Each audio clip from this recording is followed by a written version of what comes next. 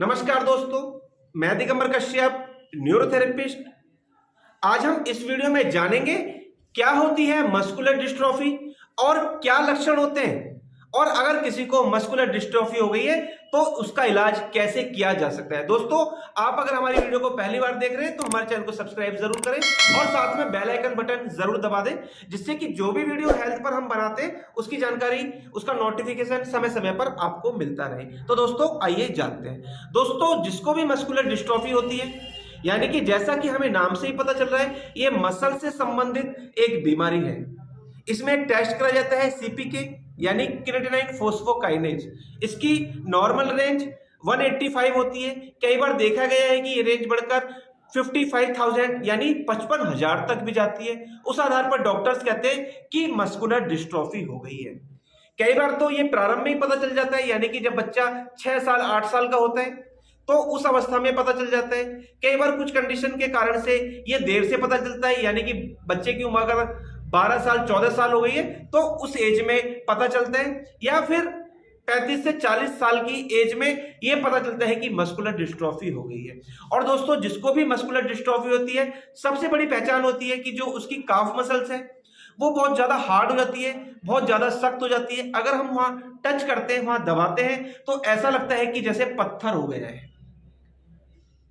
और व्यक्ति जिसको भी समस्या है वो एड़ी उठाकर चलने लगता है, उसका पैर पूरा जमीन पर नहीं रखा जाता, क्योंकि ये एक स्प्रिंग की तरह मसल्स को खींचता है, जिसके कारण से उसकी एड़ी जमीन पर टिकती नहीं है। और अगर व्यक्ति को नीचे बैठना पड़ जाए तो पहली बात तो बैठना ही बहुत मुश्किल है। अगर किसी दूसरे व्यक्ति ने उसको नीचे बिठा दिया या वो बैठ गया तो नीचे से उठना उसके लिए बहुत ज्यादा डेंजर होता है, यानी कि उसे उठने में बहुत ज्यादा कठिनाई होती है।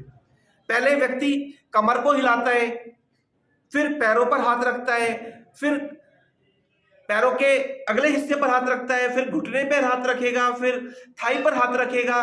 बड़ी मुश्किल से वो उठ पाता है। उसके लिए बहुत दुखदाई होता है नीचे से उठना। और दोस्तों, देखा जाता है कि ऐसे लोगों का पेट भी बहुत ज्यादा खराब रहता है। अगर आपको आपके परिवार के किसी सदस्य को मस्कुलर डिस्ट्रॉफी हो गई है तो आज मैं आपको न्यूरोथेरेपी के कुछ ट्रीटमेंट सिखाऊंगा।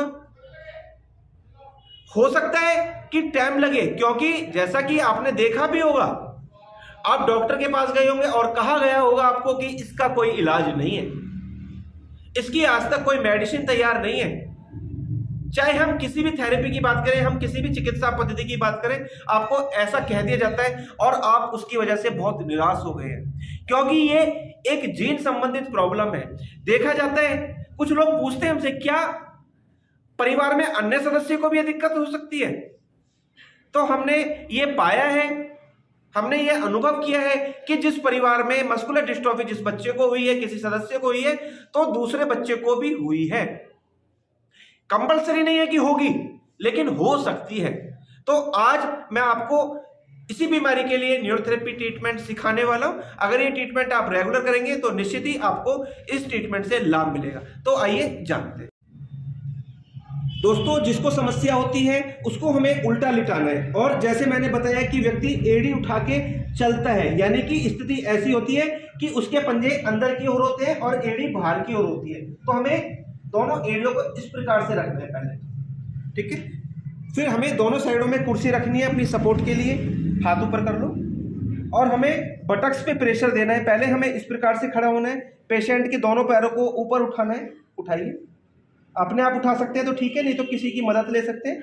और अपने पैरों की एड़ियों से बटक्स पर प्रेशर देना है, पैर मिला के रखो, हल्का हल्का, बहुत ज्यादा प्रेशर नहीं। अगर छोटा बच्चा है तो यही कार्य हम हाथों से भी कर सकते हैं।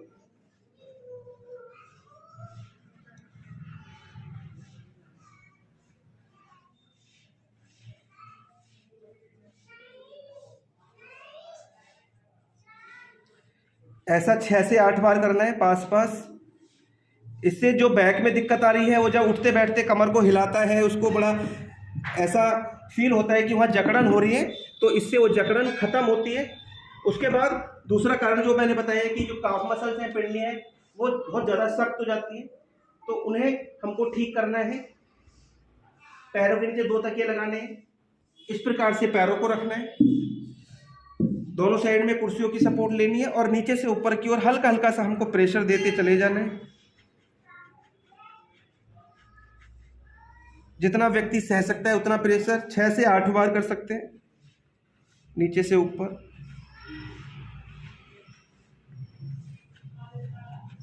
इस प्रकार से अभी दोनों साइड में।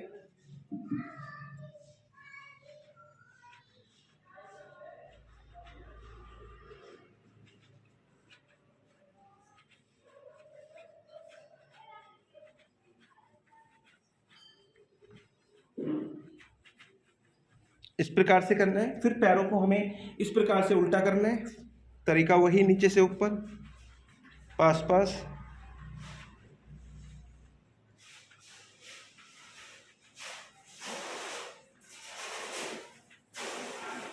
ये करने के बाद हमें इस प्रकार से करना है, यानी कि जो मसल्स स्टिफ हुई है उस पर नीचे से ऊपर हमें 6 से 8 बार इस प्रकार से प्रेशर देना है।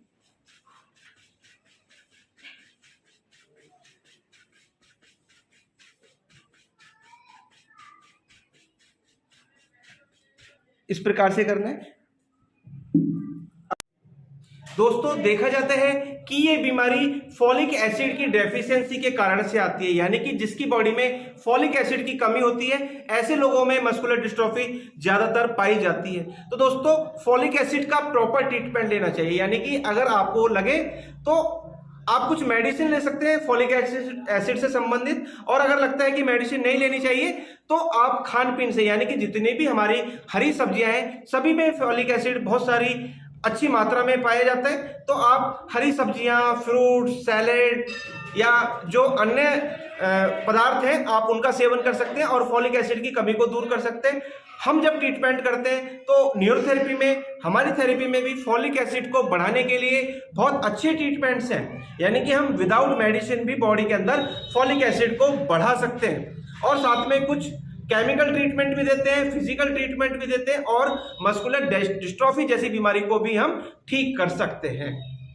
समय जरूर लगेगा क्योंकि ये प्रॉब्लम ऐसी है, ना एक दिन में आई है ना एक दिन में जा सकती है, थोड़ा लंबा समय लग सकता है। मुश्किल जरूर है, असंभव नहीं है मस्कुलर डिस्ट्रोफी को ठीक करना। अगर आप बिल्कुल निराश हो चुके हैं, आप हार चुके हैं, आप हताश हो चुके हैं, तो आपको बिल्कुल भी घबराने की जरूरत नहीं है, आपको हताश होने की जरूरत नहीं है। थोड़ा पेशेंस रखना है, थोड़ा धैर्य रखना है और कुछ दिन लंबे समय तक न्यूरोथेरेपी ट्रीटमेंट आपको लेते रहना है। मस्कुलर डिस्ट्रोफी जैसी बीमारी भी न्यूरोथेरेपी के माध्यम से ठीक हो सकती है। दोस्तों उम्मीद करता हूं ये जानकारी आपको पसंद आई होगी और आप जो मस्कुलर डिस्ट्रोफी जैसी बीमारी को लेकर बहुत चिंतित थे, आज आपको एक आशा की किरण भी नजर आई होगी। दोस्तों आप अगर हमारे चैनल पर नए, वीडियो को पहली बार देख रहे हैं, हमारे चैनल को सब्सक्राइब जरूर करें, वीडियो को अधिक से अधिक शेयर करें, वीडियो को लाइक करना ना भूलें और बेल आइकन बटन जरूर दबाएं, जिससे कि जो भी वीडियो हेल्थ पर हम आपके लिए बनाएं उसकी जानकारी समय समय पर आपको मिलती रहे।